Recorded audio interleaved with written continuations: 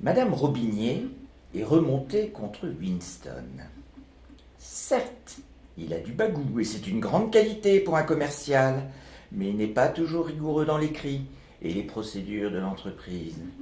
C'est que Gilles Grognon, le gros client du moment pour les serres d'EPA, demande du tact. C'est un amoureux des orchidées, mais un amoureux irascible. Monsieur Grognon vient de m'appeler. Il sera dans mon bureau d'ici un quart d'heure. Il est furieux contre les serres à cause d'un message électronique que vous lui avez envoyé et qu'il estime, je cite, injurieux. Je ne comprends rien à cette histoire et j'exige des explications. Vous savez comme tout le monde ici que son réseau de boutiques est un enjeu clé pour le développement de notre entreprise. Non, je vois pas. Et ce message que vous lui avez envoyé et qui a suscité sa colère, c'est quoi? Qu'est-ce que vous avez encore fait? Je lui ai dit qu'on avait bien reçu ces 36 messages et qu'on s'en occupait. Bon, c'est vrai qu'il n'y en avait que 17, j'ai arrondi. Enfin, même pour un impulsif, il n'y a pas de quoi fouetter un chat. Dois-je vous rappeler votre négligence dans l'affaire Soloviev l'autre année? À se demander si vous avez du plomb dans la cervelle. Grognon se plaint que vous lui avez écrit quelque chose du genre « Quand on s'appelle Grognon, on n'a pas le droit de grogner ». Moi, écrire ça à Grognon? Non. Tout de même, Madame Robinier, je ferai jamais ça. Il dit aussi que vous lui avez adressé de manière extrêmement familière et déplacée un message commençant par « Salut mon vieux Gilou ».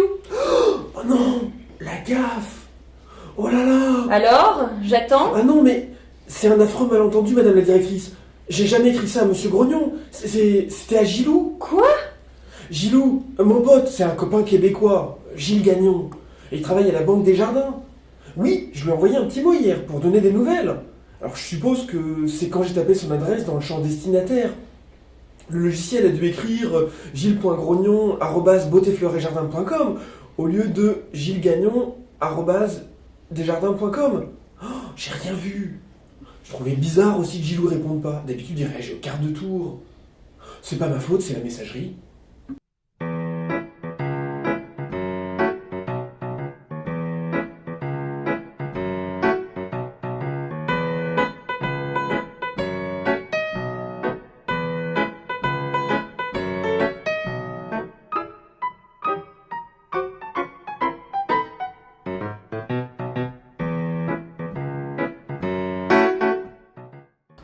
Je ne suis pas de cet avis.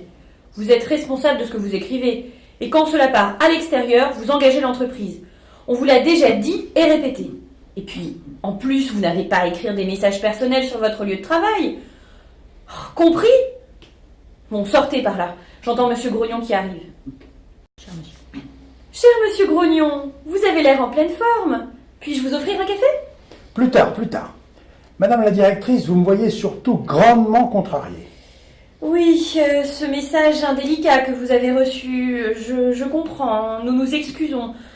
En réalité, vous n'êtes pas le destinataire de ce mail. Comment ça, pas le destinataire? J'étais destinataire puisque je l'ai reçu. Monsieur de la Palisse n'aurait pas mieux dit. Je veux dire que vous avez reçu ce message à la suite d'une erreur malencontreuse. Monsieur Weber n'avait pas du tout l'intention de vous offenser. La seule question est de savoir si vous avez l'intention, vous, de me vendre votre nouvelle variété d'orchidées à un tarif préférentiel, oui ou non. Vu la quantité demandée, il s'agit d'une commande considérable, une affaire grandement intéressante pour les serres d'EPA. Mais certainement, nos équipes y travaillent. Ah oui? Je vous ai adressé 10 messages électroniques et vous n'avez pas... Vous nous avez envoyé 10 messages? Oui, à l'adresse contact@serresdepa.com. Mais on ne me répond pas. J'ai utilisé votre adresse générique en me disant que j'aurais plus de chance d'être servi que d'essayer d'attraper un de vos commerciaux fantaisistes. Décidément, votre entreprise fonctionne bizarrement. Va-t-il falloir vous adresser un courrier papier manuscrit avec un cachet de cire, que diable? Ou alors faut-il commander vos fleurs avec un tweet? Ah, Madame Robinier, je vous assure, si je n'étais pas grandement amoureux des orchidées... Oh, excusez-moi, je reviendrai plus tard. Non. Entrez un instant, Camille. Une question.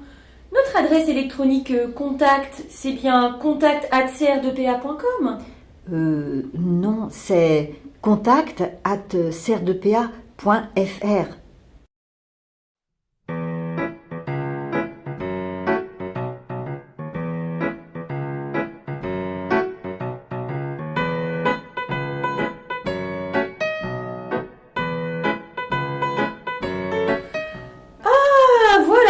a une erreur d'adresse, Monsieur Grognon, mais rassurez-vous, hein, nous allons régler ce détail technique rapidement. Votre commande sera évidemment honorée en priorité. Je ne comprends rien à toutes vos entourloupes informatiques. Ce que je veux, c'est des orchidées. Je tiens à vous rassurer, il s'agit là d'un incident de parcours qui ne se reproduira pas, je vous le garantis. Nous allons conclure cette affaire au plus vite. Mon unique objectif est de vous donner satisfaction. Soyez-en assurés. Je suis, Madame Robinier, grandement honoré moi-même par votre déclaration. Je m'en vais. J'espère que ma visite aura été efficace. Je serai grandement vigilant. Au revoir. Et ne m'appelez plus jamais Gilou. Je voulais vous voir au sujet du contrat d'Iséifto, la stagiaire. Elle dit que son contrat n'est pas conforme à ce qui a été échangé par mail. Elle a produit l'impression de 3 mails de M. Arboust, mais je ne trouve pas trace de ces mails-là à la DRH. C'est André Arboust qui l'a recruté juste avant son départ en retraite, il y a 2 mois environ. Le problème, c'est qu'il n'a pas laissé son mot de passe pour accéder à sa messagerie, où il y a tous les courriels concernant les collaborateurs. Je ne peux pas l'appeler. Il est parti faire un grand voyage dans l'Himalaya. On ne sait même pas où il est à l'heure actuelle. Ça tombe mal. Vous n'auriez pas ces messages en copie par hasard? Je suis en copie de tellement de choses. Je lis, je détruis. Et puis, de toute façon, c'est à l'émetteur de garder ces messages, non?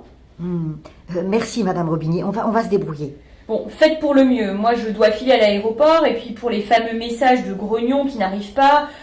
pensez à vérifier auprès de Kamel si c'est un problème de nom, de domaine, un problème de redirection ou autre chose.